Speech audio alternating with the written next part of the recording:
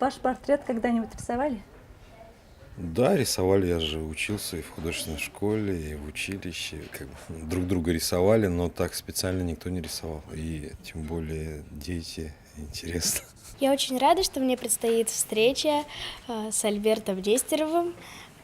Мне будет очень интересно с ним пообщаться, узнать о нем много нового. Если честно, я думаю, что сегодняшняя встреча запомнится мне надолго, потому что я всегда мечтала поговорить с профессиональным художником, а именно художником театра. Наверное, это несколько иное, чем обычный художник. Я с детства очень люблю посещать разные спектакли, театры, и Башдрамтеатр в частности. И первое впечатление о спектакле – это, естественно, оформление сцены, оформление костюмов. Какого вопроса вы боитесь?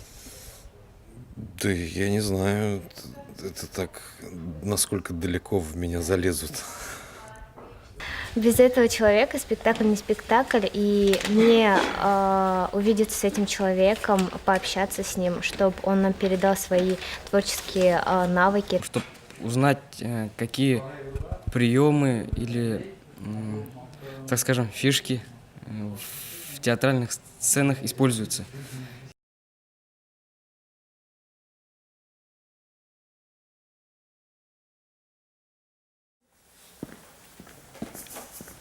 Здравствуйте. Здравствуйте. Привет. Здравствуйте, Альберт Валерьевич, меня зовут Нина, и я сразу же хочу вас ознакомить с правилами нашей программы. Все на самом деле очень просто. Мы задаем вам вопросы, вы отвечаете, и в конце вас ждет небольшой сюрприз. Вы сможете выбрать один понравившийся вам портрет в подарок. Давайте начнем. Хорошо. Как ваше настроение? Не знаю, чего от вас ждать, пока это не определился. Сейчас настроение как-то, наверное, будет здесь рождаться вместе с вами. Здравствуйте, Альберт Валерьевич. Меня зовут Хазина, и у меня следующий вопрос. С какого возраста вы себя помните и каким было ваше детство? Да, наверное, не так рано, потому что некоторые себя мне рассказывают и в 2 года помнят, и, я не знаю, чуть ли не годовалыми я так себя почему-то не помню, но лет, наверное, в 5 я себя помню. Здравствуйте, Альберт Валерьевич. Меня зовут Эльмира. У меня вопрос такой. Чего вы больше всего боялись в детстве?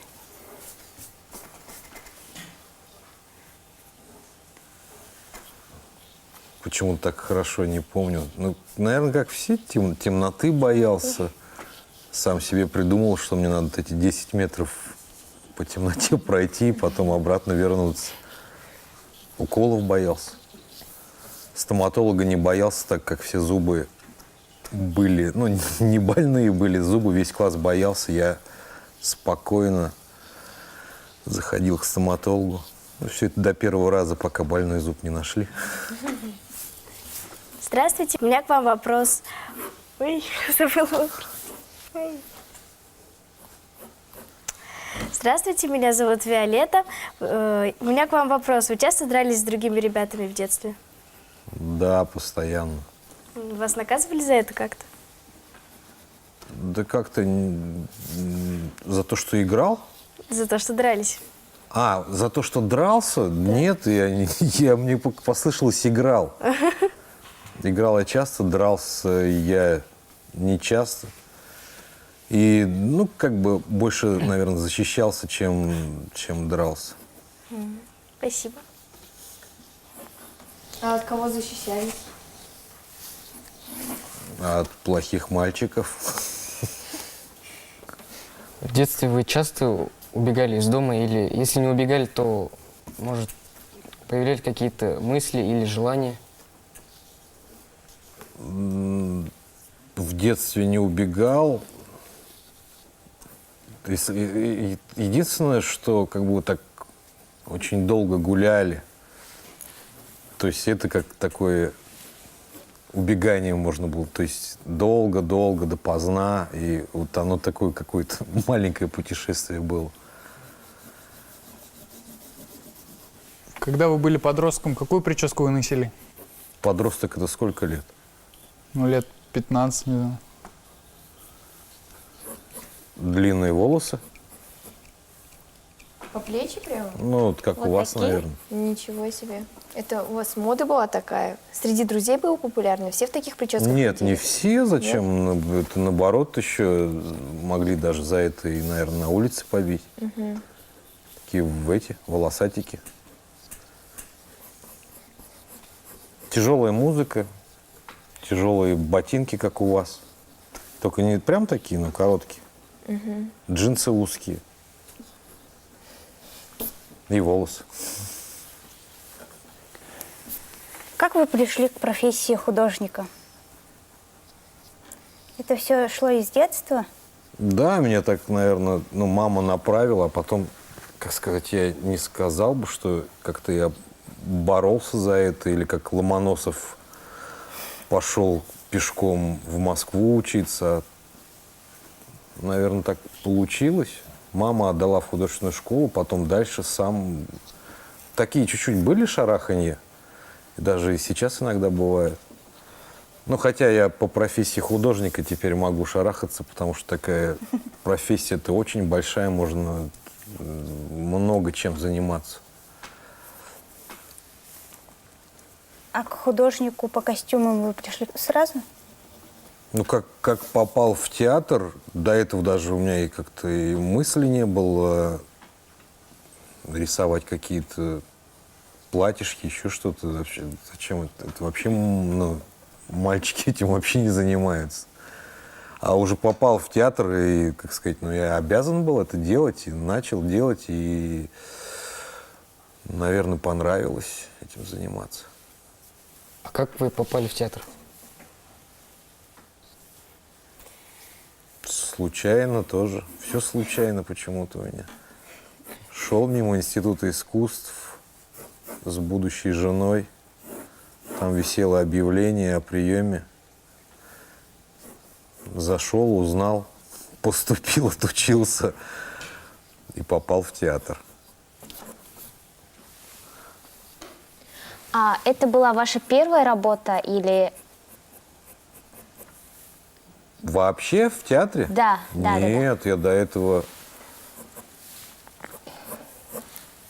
работал в 14, по-моему, лет на лесопилке, на погрузке досок. Меня хватило где-то недели на 2. Мы грузили доски. Потом мне стало тяжело, меня устроили на овощебазу ремонтировать ящики. Потом я работал пионерским вожатым, руководителем кружка и художником-оформителем в пионерском лагере. Наверное, еще я кем-то работал. И потом уже стал работать в театре. То есть вы можете назвать себя модельером? Нет. Но вы же Я- все-таки нет, занимаетесь нет. костюмами, эскизы рисуете для одежды. Я именно для театра только. Очень редко это бывает, что не для театра. А не думали ли о создании собственного бренда одежды? Мысли появлялись, но я об этом, как сказать так, если серьезно говорить о слове «думал», то не думал. Хотя вопрос часто задают, и даже какие-то идеи есть, но мне кажется, это другая профессия, этим надо конкретно заниматься. А с чего начинается ваша работа, когда вы приступаете к новому проекту? С того, что я читаю пьесу, которую мы собираемся ставить. Потом мы с режиссером примерно обсуждаем, что хотим сделать. Потом я начинаю думать над декорацией, над костюмами. Потом рисую эскизы, потом закупаем материалы, ткани, то, что нужно. Потом начинаем все это шить, потом мерить на актеров, потом одеваем на актеров, и актеры выходят на сцену. Каковы были ваши ощущения, когда вы получили премию «Золотая маска» за спектакль «Черноликий», с костюмом к спектаклю? Как-то уже все равно забываться стало. Другое дело, что охота еще раз это чувство, не золотую маску охота получать, хотя ее тоже бы хорошо было получить, но какое-то вот это чувство было если по-простому радости, но еще раз охота это чувство испытать, потому что у нас профессия такая. Наверное, спортсмены очень часто это чувство получают, когда первыми на соревнованиях приходят. У нас все равно в профессии у художников таких впечатлений нет. Такой радости. Есть радость от творчества, от работы, от, не знаю, какой совместного творчества есть радость. А вот это все равно немножко как бы такое... У нас мало соревнований в профессии, а это все-таки такой, ну, грубо говоря, конкурс, это фестиваль. Такой, откуда немножко из детства, из каких-то спортивных соревнований впечатление. Как будто выиграл какой-то, я не знаю, турнир по баскетболу.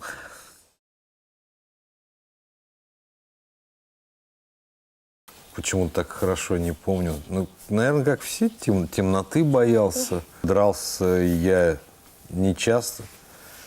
И, ну, как бы больше, наверное, защищался. Тяжелая музыка, тяжелые ботинки, как у вас, джинсы узкие. И волосы длинные. А вам вообще нравится спектакль «Черноликие»? Как Да. зрителю? Да. А чем именно?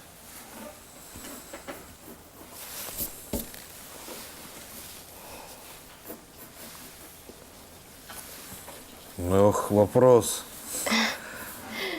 Ну, много составляющих. И музыка нравится, актеры нравятся. В чем сам участвовал в какой-то работе нравится. Ну, свет, там, костюмы. То есть, что сам делал, тоже как бы нравится. То, что другие делали, тоже нравится. Просто есть спектакли, на которые охота ходить. Хотя практически, ну, сам их делал, и охота заходить, смотреть. И до сих пор есть такие спектакли. Есть спектакли, которые выпускаешь, и больше его никогда не видишь. И неохота идти туда. То есть на спектакль «Черноликий» вы пошли бы еще раз? Да, да. Я бы тоже. А кто из вас смотрел? Я смотрела. Я и читала произведения, и смотрела. Шикарно.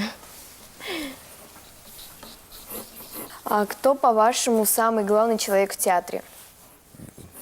Есть шутки про электрика, который свет выключает, и в театре ничего происходить больше не может.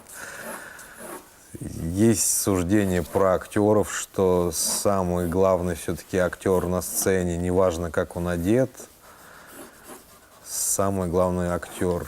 Есть суждение о режиссере или художественном руководителе, который самую главную идею придумывает, и на нее все работают. Смотри, как...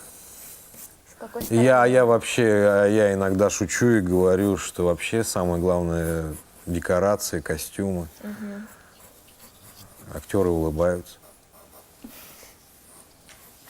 А вы никогда не хотели рисовать комиксы или делать мультфильмы?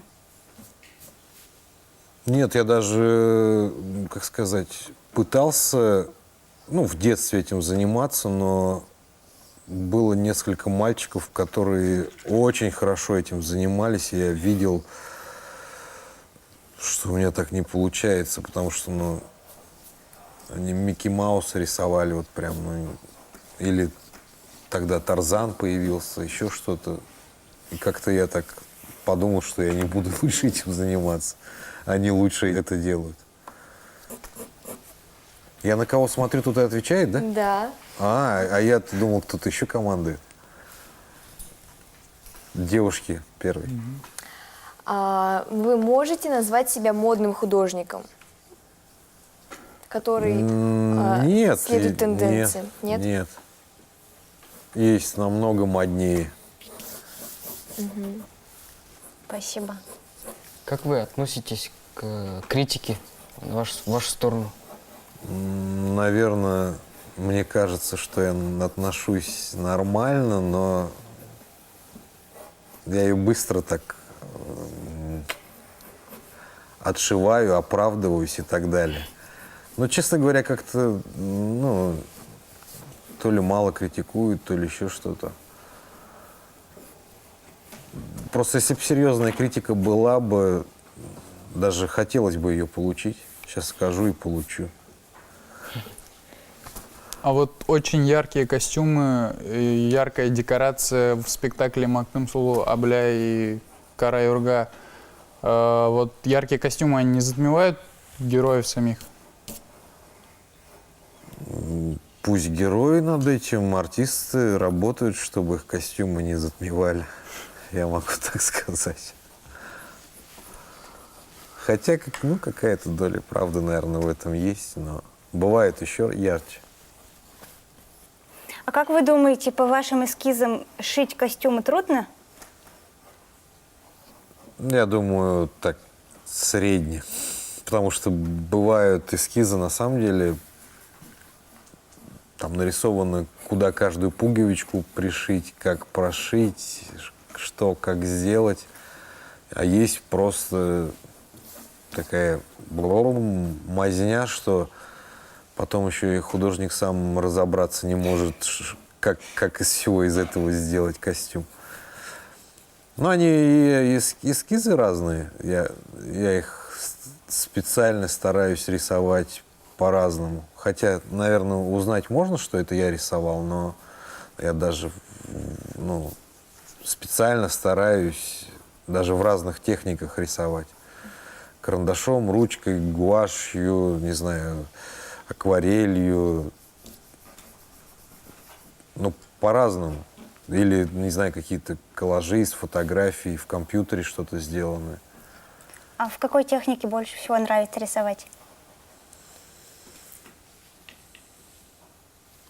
Да тоже как-то потерялся. Я занимаюсь, как сказать, мне чем моя профессия нравится. Я сегодня, не знаю, резьбой по дереву могу заниматься, завтра кружевами, послезавтра рисовать, через день еще что-то с металлом, еще с чем-то.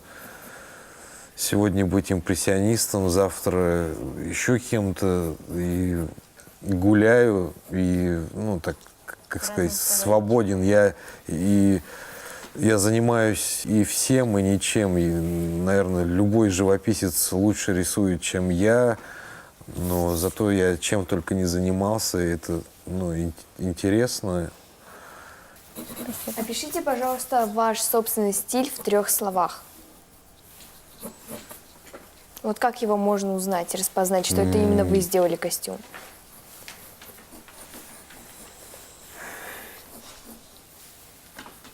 Я не отвечу на этот вопрос. Мне вообще казалось, что я так блуждаю, то так делаю.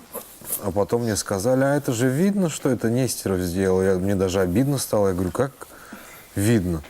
Мне начали показывать, вот здесь ты вот так делаешь, это вот так. Я-то думал, что я всех обманываю, что я разный.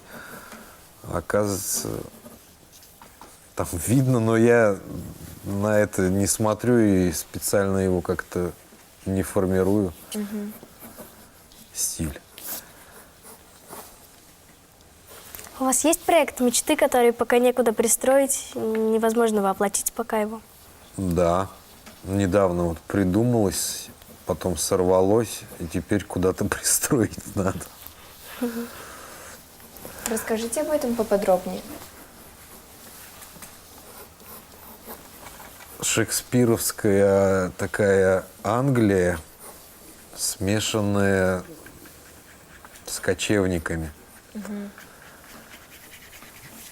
Куда-то пристроить надо.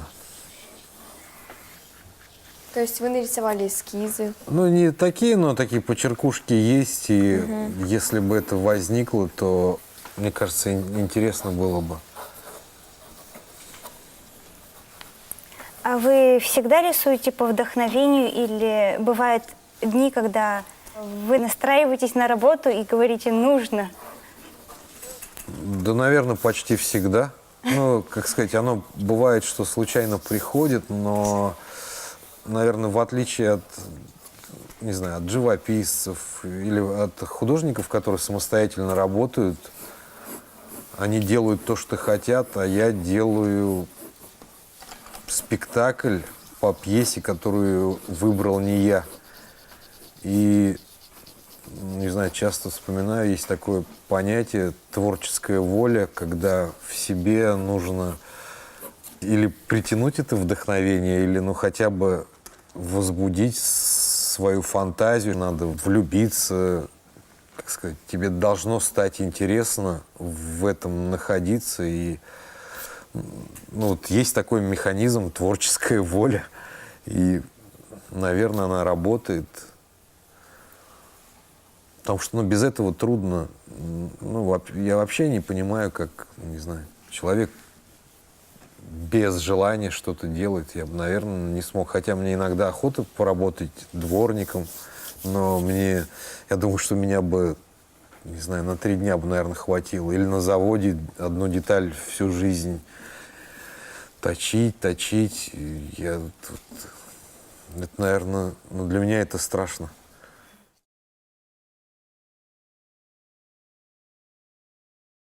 Я занимаюсь и всем, и ничем. И сегодня, не знаю, резьбой по дереву могу заниматься, завтра кружевами, послезавтра рисовать, через день еще что-то с металлом.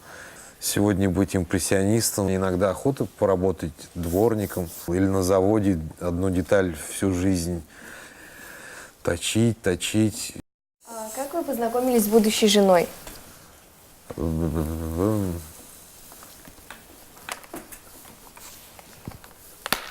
Что-то меня сбили. А с какой? С первой или со второй? Можно не отвечать? Можно. Все равно снимают, да?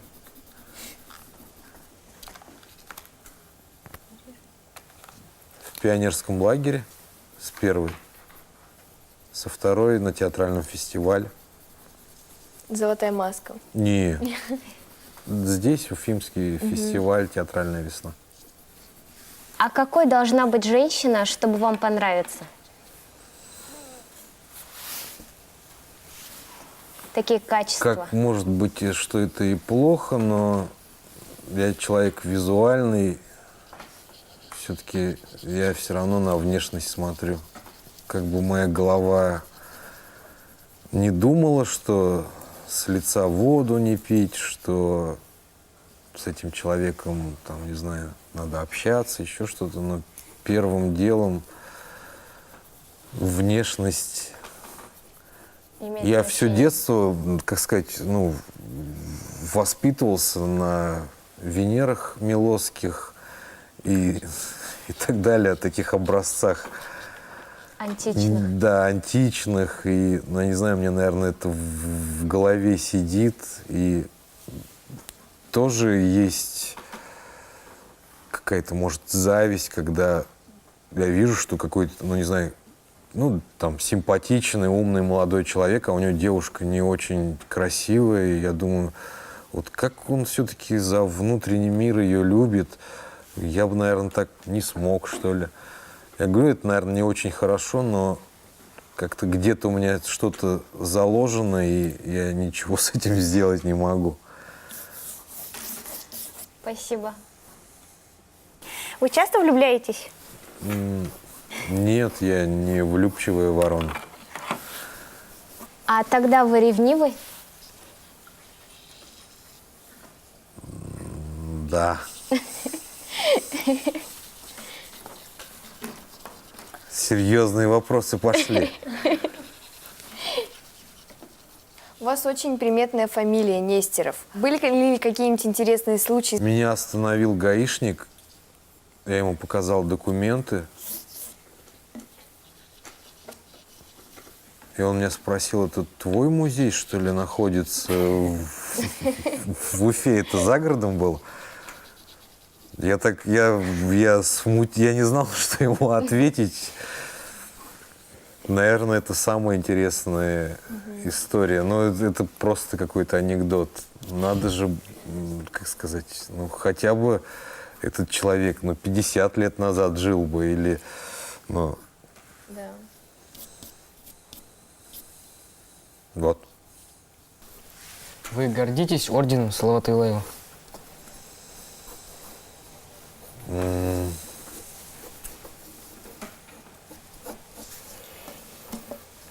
Наверное, нет. Хотя это очень, как сказать, важно. Я как гордиться.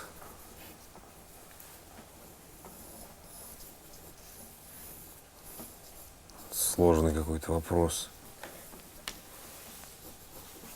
У меня возникает гордость из-за того, что у меня есть орден. Нет, я не горжусь этим. Мне очень приятно, что меня им наградили, но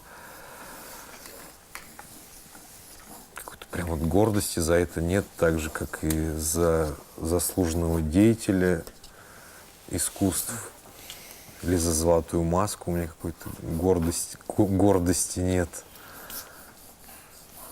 А вот у вас такое бывает, вдруг ночью проснулись и пришло вдохновление, и вы бежите изо всех сил к столу и рисуете?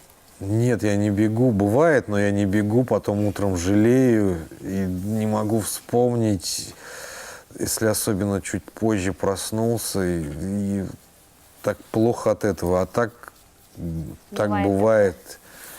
И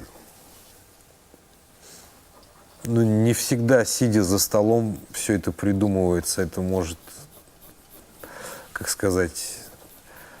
мы даже так, не знаю, с режиссерами, еще с кем-то говорим, что мы себе это в голову положили, и пускай это пока там созревает, и когда оно созреет, непонятно, ты можешь, не знаю, чем-то другим заниматься, и тут у тебя вспыхивает, приходит в голову. Хотя ты занимался абсолютно чем-то другим, ты не насиловал свой мозг. Вот надо это придумать, как же это сделать, это.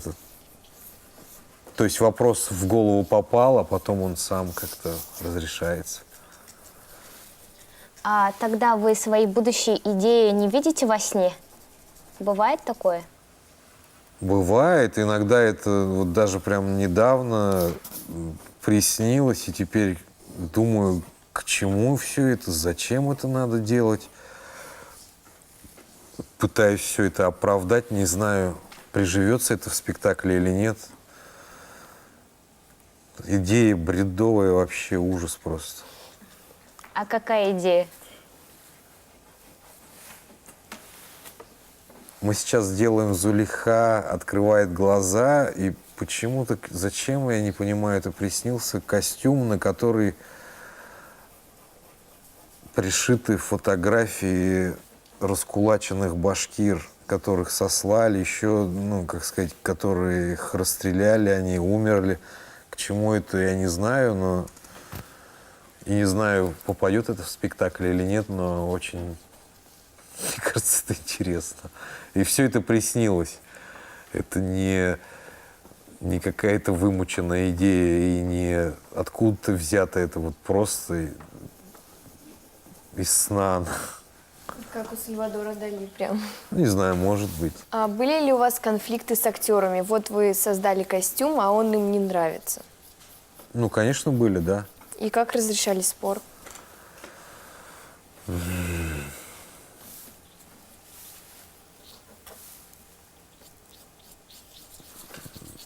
До крови не доходило, до ругани тоже не доходило. Мягко, но бывало, что и отказывался от своей идеи, потому что актриса была вся такая великая-превеликая, я такой молодой-премолодой. А потом я жалел об этом, что я все-таки, поддался. Или актерам говоришь, если хочешь, не одевай, но я сошью. А потом он успокаивается и одевает. А у вас есть какое-нибудь домашнее животное? Да, кот. А вы хотели бы завести какое-нибудь еще экзотическое домашнее животное? У меня еще рыбки есть, еще в аквариуме живет тритон. Некоторых я обманываю, говорю, что это дракон. Маленькие дети верят. Потому что такой, дракончик, такой ящер. Но хотя, да, я бы еще собаку бы хотел бы. Но с ней надо гулять, ей надо время уделять. Из-за этого не получается. Может, попозже. Вы часто врете? Да. Так приходится. людям говоришь правду, они обижаются. Как-то так получается. Приходится врать, и тогда какие-то вроде бы более-меневские отношения. Наверное, это нехорошо, но так есть. А у вас есть дети? Нет, А хотели бы иметь детей? да. Если бы вы нашли книгу, где написана вся ваша жизнь, вы бы прочитали последние страницы?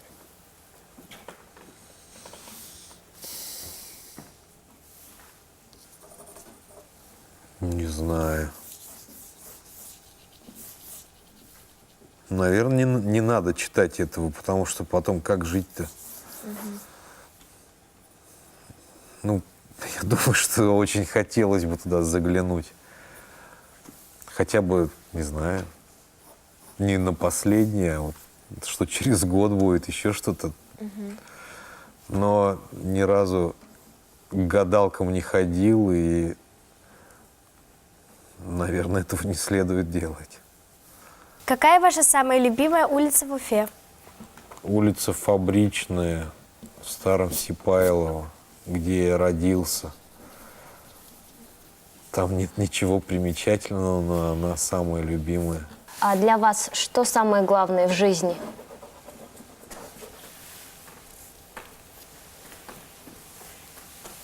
Какие вопросы?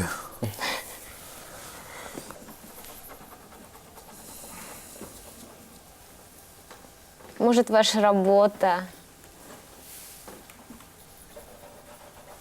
Я не могу сказать, я не готов отвечать.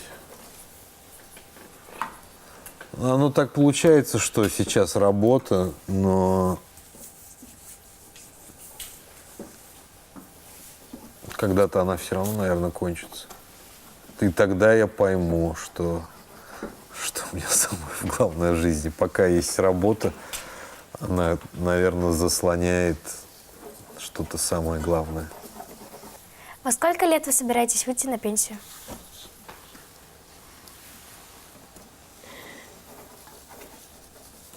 Это зависит от моих мозгов, насколько их хватит, насколько я буду нужен театру. Если моя голова будет работать, то я буду нужен.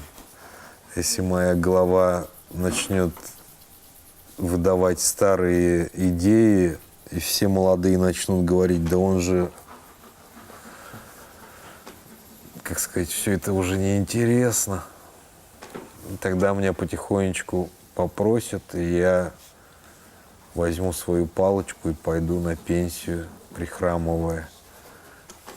Были ли у вас в жизни люди, которых вы бы хотели вернуть? Да. А можете про них рассказать? И почему? Ну, не знаю, последнее время, не так давно у меня умер Картата, и не знаю, чем дольше его нету, тем я больше, наверное, о нем думаю. И тем ценнее он становится. Дом, который он построил, все вещи, сделанные его руками. Какие-то вещи начинают ломаться, они начинают уходить. И, ну, не знаю, это было бы, наверное, хорошо, если можно было бы так возвращать людей.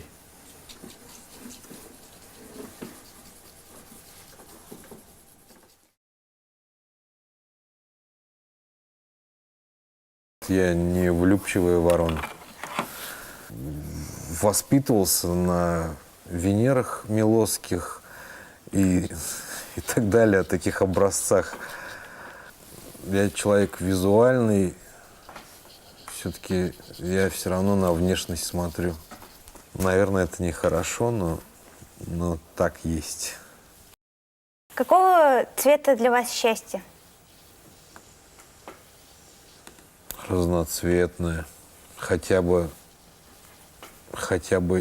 цвета радуги, хотя бы 7, а лучше бы увеличить. То есть оно такое вот прям, ну, не знаю, все цвета, которые есть, оно дребезжит, оно не знаю, оно переливается, меняется. Спасибо вам за эту беседу. Сейчас вы можете посмотреть наши портреты и выбрать себе понравившийся. Так мне страшно.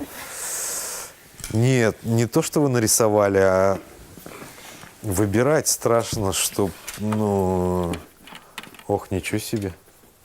С художником Альбертом Нестеровым мне бы еще хотелось пообщаться, побольше позадавать ему вопросы о творчестве, потому что это очень интересно. Возможно, он не ответил на какие-то наши вопросы, но на все задаваемые вопросы он старался отвечать честно. Я люблю рисовать акварелью. Рядом я нарисовала палитру, кисточки, рулоны бумаги, потому что он очень любит рисовать. Все. У меня желание возникло нарисовать такую абстрактную картину, которая вдохновила бы всех. Внутренний мир нашего героя такой же разноцветный и пестрый, какой получилась моя работа. В конце он нам ответил, что счастье для него разноцветное, пестрое и переливается. Я думаю, я как раз-таки угадала с этим его цветом. Он у меня получился такой же яркий, пестрый, насыщенный, как его жизнь и как его сущность. Мне давно хотелось познакомиться с театральным деятелем, и мое желание сбылось, так сказать. В работе я хотел передать реалистичность, ну и сделать похожим на него. Все. Встреча мне очень понравилась, потому что я сам творческий человек, и беседа с художником была как бы очень познавательна, как бы интересно. И можно было узнать много нового для себя. Вот, а здесь я более такой на башкира похожий. А можно 2 взять? Можно? Я бы вот этот взял бы, и вот первый и последний.